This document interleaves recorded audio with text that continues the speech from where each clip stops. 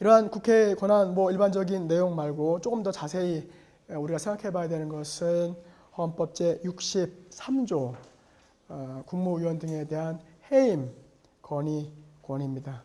63조는 제63조 1항 국회는 국무총리 또는 국무위원의 해임을 대통령에게 건의할 수 있다.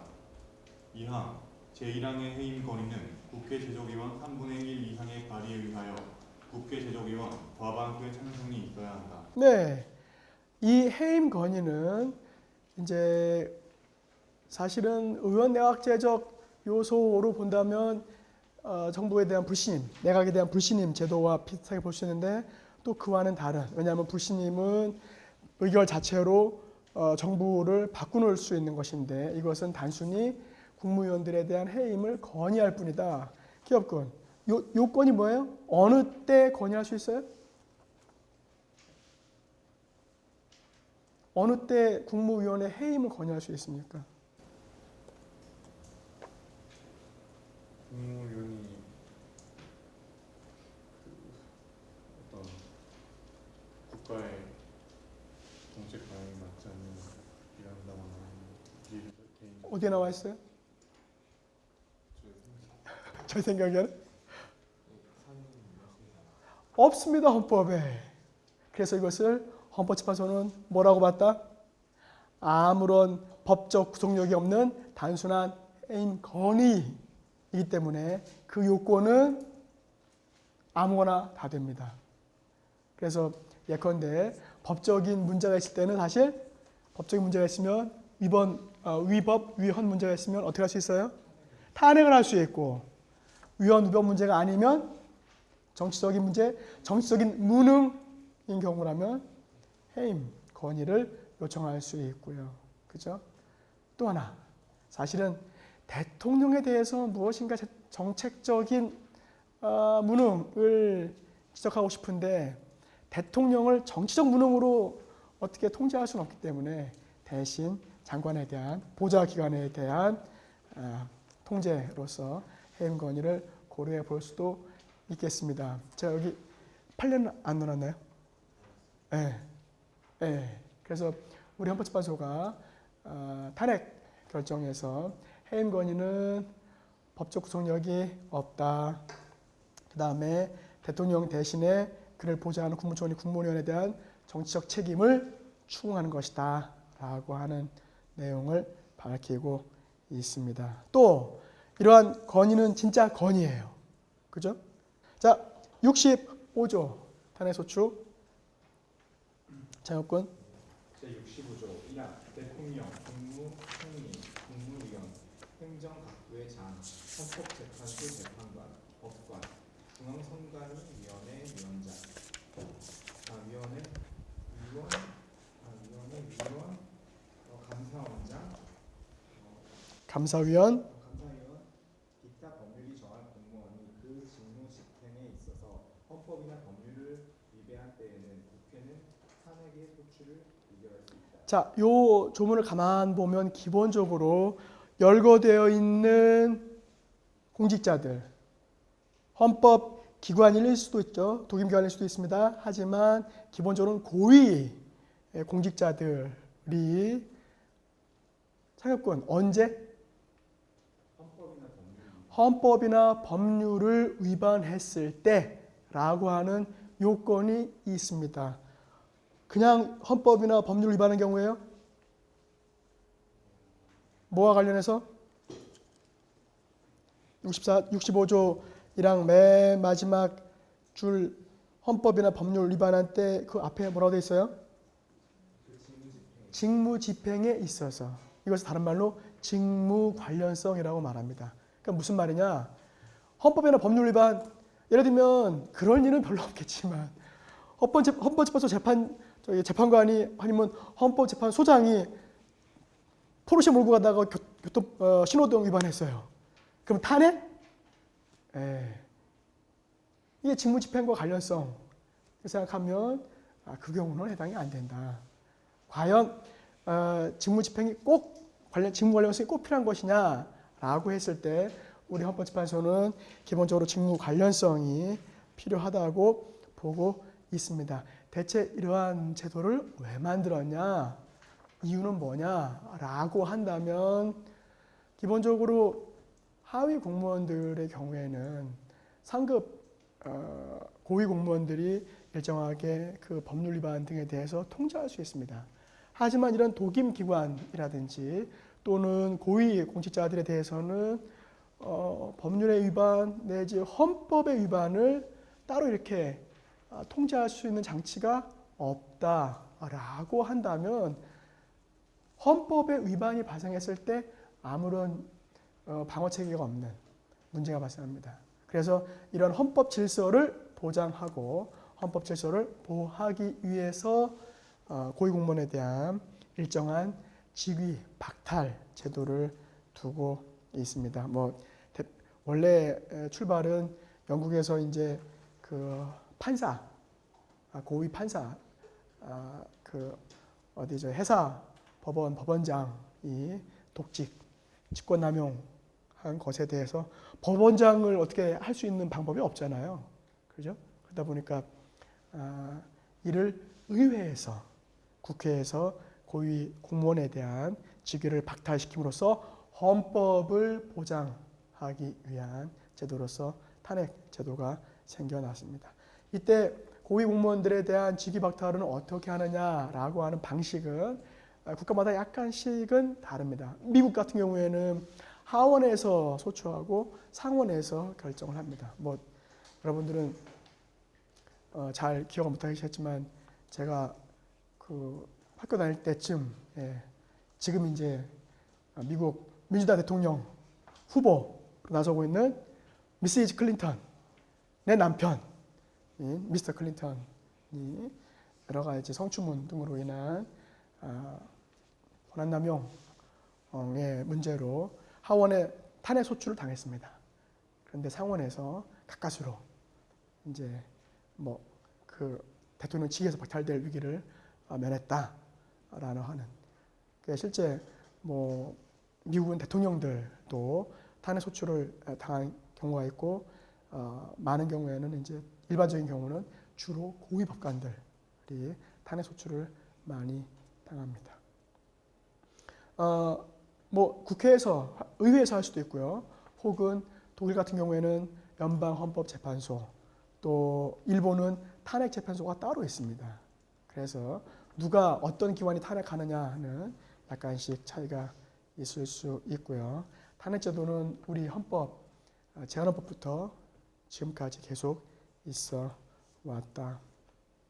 자, 아까 제가 헌법 보장을 위한 제도다라고 말씀드렸고요. 두 번째는 국회의 다른 국가기관에 대한 통제다. 세 번째는 반대로 그 탄핵이 아니면 그 기관을 통제할 수 없는. 그래서 법관들의 경우에는 사실 법관의 독립을 보장하는 방식이기도 합니다. 이를 통해서 공무 수행이 정상화될 수 있도록 하는 것이다. 자, 이 탄핵의 법적 성격은 헌법과 법률 위반에 대한 책임만 묻기 때문에, 헌법과 법률 위반에 대한 책임만 묻기 때문에 그 밖에 형사상 민사상 책임은 따로 묻는 것이 아니다. 그래서 탄핵되었다고 해도 그 밖에 법률상 책임은 다 물을 수가 있습니다.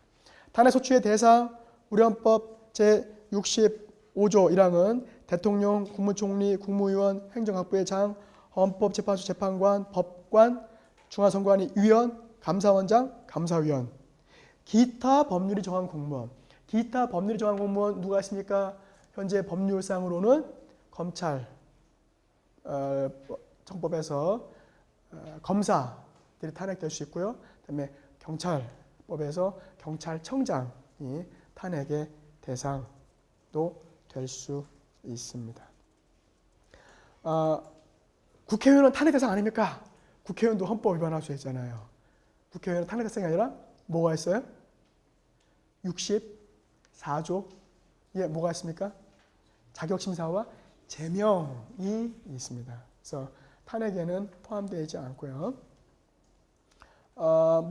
법적인 의미로 본다면 자기 탄핵 소추 의결을 권한을 갖는 자기 권한을 행사하는데 당사자가 해당될 수 있을까라고 하는 뭐 법적인 측면에서 논의도 주장해 볼 수 있지만 어쨌든 기본적으로 국회의원들은 제명 제도가 있기 때문에 교수님 그런 자기 사건이라고 한다면 헌법재판소가 탄핵을 의결한다고 한다면 헌법재판소 재판관이 탄핵 소추를 당했을 때 결국 자기 사건 아닙니까? 맞습니다. 그래서 탄핵 소추를 당한 헌법재판관은 탄핵 결정에는 참여할 수 없는 제척 사유가 됩니다. 한 가지 반드시 고위공무원만 해당됩니까? 본래 탄핵 제도가 헌법이나 법률이 통제할 수 없는 고위공직자를 대상으로 하기 때문에 하위공무원들은 사실 고위공무원들에서 국가기관에서 통제 가능하지 않냐라고 생각이 들어서 하위공무원들에 대해서는 뭐 인정할 수는 있지만 실효성은 그렇게 높은 것 같지 않고요.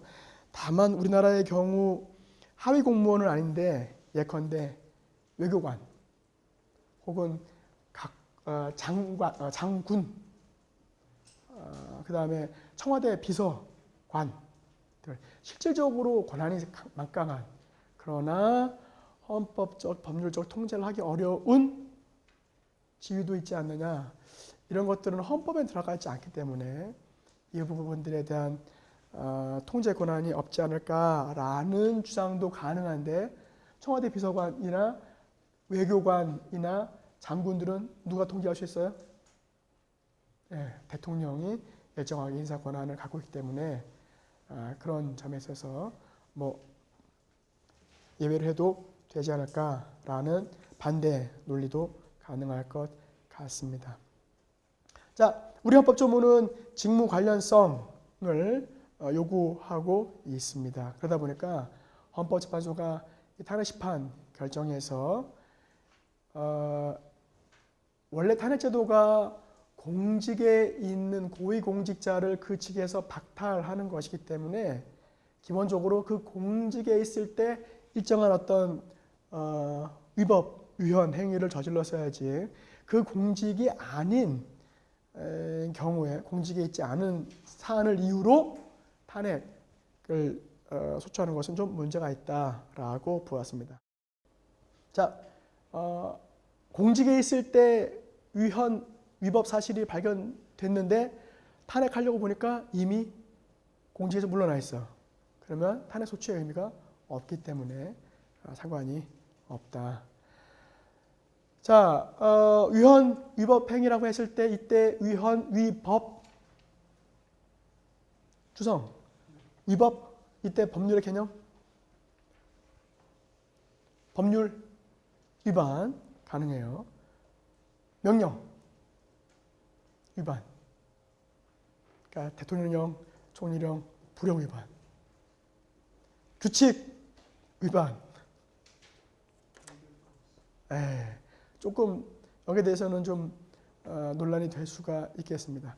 직무 관련성을 하면 기본적으로 뭐 범위가 이렇게 좁아지긴 할 것 같아요. 그죠? 그런데 명령, 특히 규칙 위반의 경우도 그렇게 탄핵하는 것이 맞겠느냐? 너무 경미한, 심지어 조례 위반의 경우에도 탄핵할 수 있느냐? 뭐 이런 비판들이 가능합니다. 우리 지금 뭐 헌법재판소는 기본적으로 이에 대한 구체적인 내용을 밝히고 있지는 않은데 상황에 따라서는 글쎄요, 조례가 그렇게 중대한 사안이 아니라고 한다면 조례 위반을 이유로 탄핵 소추한다는 것이 조금 논란이 될 수 있겠습니다. 다만 대통령의 경우에는 그럴 수 있는데 대통령이 아닌 경우에는 또 다른 문제가 있을 수 있고요. 이것은 나중에 이제 헌법재판소의 탄핵 사유에 대한 이유를 판단할 때 다시 한번 언급을 하도록 하겠습니다. 탄핵 소추 절차는 구체적으로 국회법 제 130조에서 134조에 상세히 규정되어 있습니다. 먼저 이제 헌법 조문 자체를 보면 탄핵 소추는 누가 한다고요? 첫 번째, 국회의원, 재적의원 3분의 1 이상이 발의를 하고 의결은 제적위원 과반수가 의결을 한다고 규정되어 있습니다. 다만 대통령에 대한 탄핵 소추는 국회의원 제적 과반수의 발의와 국회의원 제적 의원 3분의 2 이상의 찬성으로 의결을 하도록 해서 대통령과 그 밖의 고위공직자의 탄핵 소추에 대한 발의와 의결의 정족수를 달리 규정하고 있다. 우리 헌법에서는 발의는 됐는데 이제 국회에서 그러면은 어떻게 이 탄핵 소추를 의결하느냐, 이에 대해서는 국회법의 상세한 규정은 나와 있질 않습니다. 우리 국회법 제 130조를 보시면 사실 뭐 특별한 규정이라고 보기는 어렵습니다. 왜냐하면 거기 30조 보시면 처음 개의되는 본회의에 보고하고 법제사법위원회에 회부하여 조사하게 할 수 있다. 그래서 재량처럼 해놨어요. 그러니까 조사를 안 할 수도 있습니다. 그 다음에 2항도 보면 법제사법위원회에 회부하기로 의결하지 아니한 때라고 해서 사실 안 할 수도 있고, 다만 이때는 24시간 이후 72시간 이내에 무기명 투표로 표결한다고 되어 있습니다. 그 밖에는 제 131조에 보면 법제사법위원회가 회부를 받았을 때 조사 보고하는데 앞에서 안 해도 되기 때문에 사실 뭐 이것은 의무는 아닌 거죠. 132조는 조사 협조, 조사하면 협조해. 그 다음에 뭐 소추의 의결, 다른 내용이 없어요. 그럼 대체 어떤 절차를 거치냐는 순전히 국회의 내부의 재량에 맡겨져 있습니다.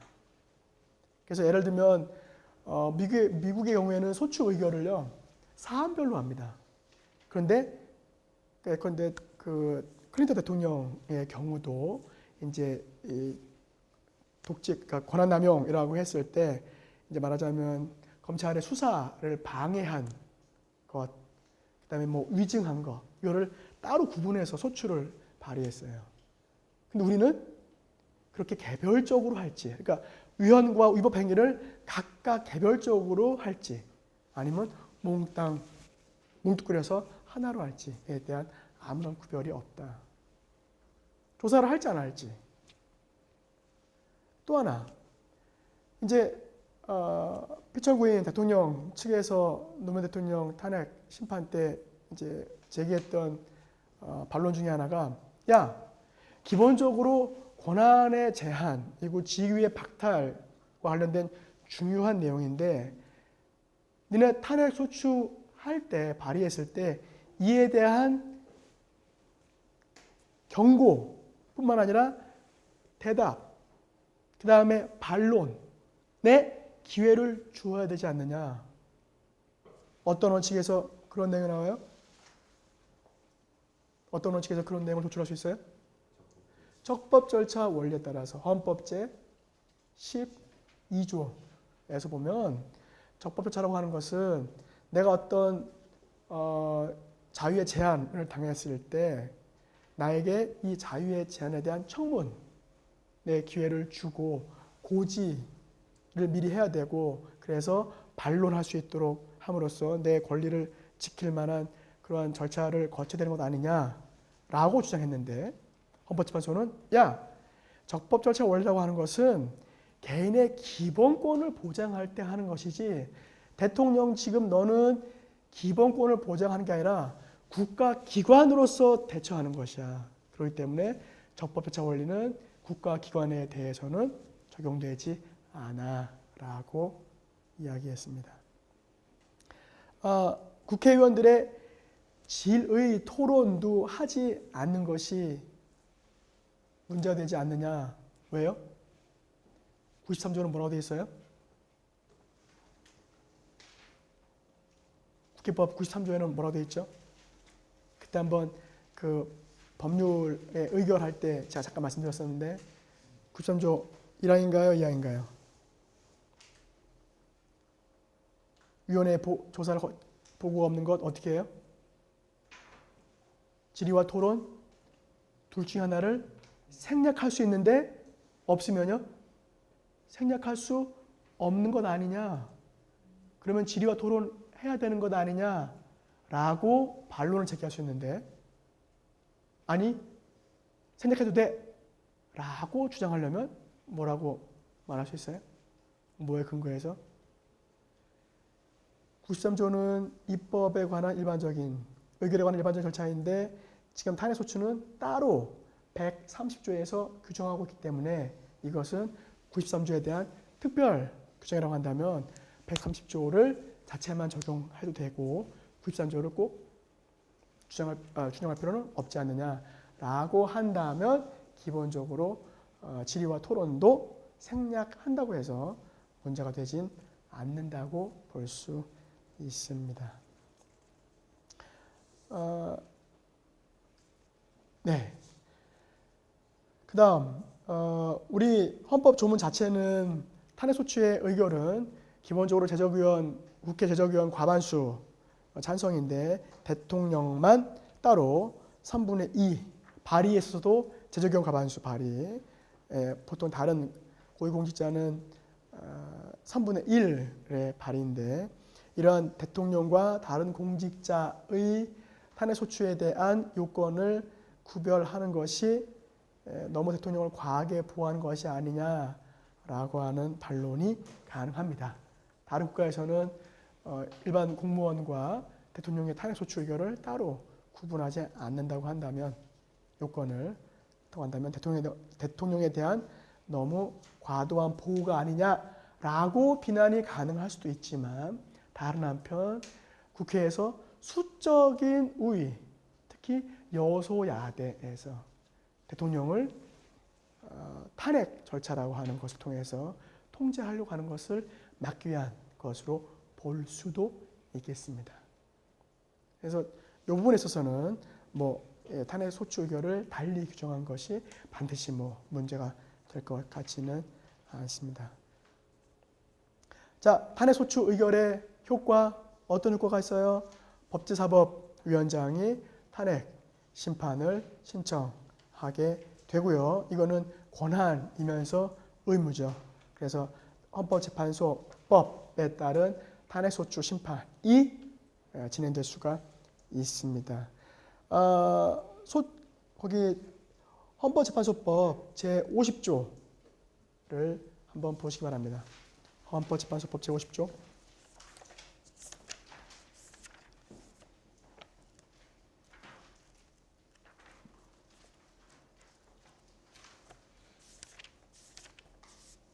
네, 48조부터가 탄핵 심판이죠.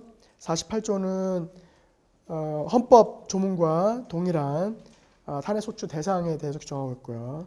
49조는 법제사법위원회 위원장이 소추위원이 된다고 규정했습니다. 그러니까 실제 탄핵 심판은 법사위원장이 담당을 하고 있고요.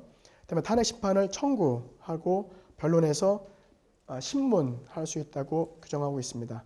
50조를 보면 뭐라고 되어 있어요? 탄핵소추 대상 기관은 어떻게 돼요?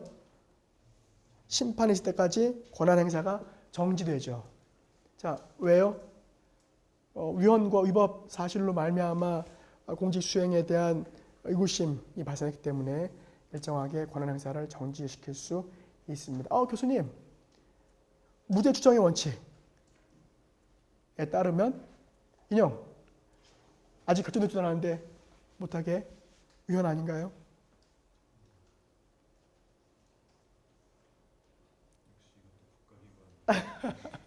네, 기본적으로 기본권이 아니기 때문에 라고 볼 수도 있고 우리가 보통 일반적인 경우에도 공무원이 위법 사실이 드러났다. 그럼 어떻게 해요? 그 직위에서 해제를 일단 시켜놓잖아요. 신분 자체를 박탈하지는 않고 하는 거기 때문에 이것도 그런 측면에서 본다면 권한 행사를 중단시켜 놓은 것이지 직위에서 박탈은 아직 결정된 것이 아니다. 또 대통령이나 그 밖의 고위 공무원의 경우에도 권한 행사가 중단되면 권한 행사의 대행이 가능하기 때문에 반드시 위헌이 때문에 기능이 마비되는 것은 아니기 때문에. 그런데 노무현 대통령 탄핵 소추 의결됐을 때 누가 권한행사를 대행했어요? 고건 국무총리죠. 그 당시 권한행사를 대행함으로써 우리 국정이 마비된 것은 아니었습니다. 그렇기 때문에 특별한 문제가 될 것 같지는 않고요. 자, 국회법에 보면 국회법의 경우에는 뭐라고 되어 있냐면 국회법 제 134조를 보시면 피소추자가 사직하거나 해임되는 것을 금지시켜 놓았습니다. 그러니까 이제 대통령이 아닌 고위공직자가 탄핵 소추를 당했을 때 대통령이 사직하도록 허용하고 해임시키면 탄핵 제도가 어떻게 되는 거예요? 형용화될 수 있어요.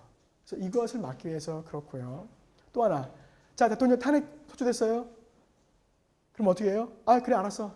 에이 더러워. 나 그만둘래. 라고 해서 물러나요. 그래도 되잖아요. 원래 탄핵 제도가 고위공직에서 박탈하는 거 아니에요. 차이가 있나요?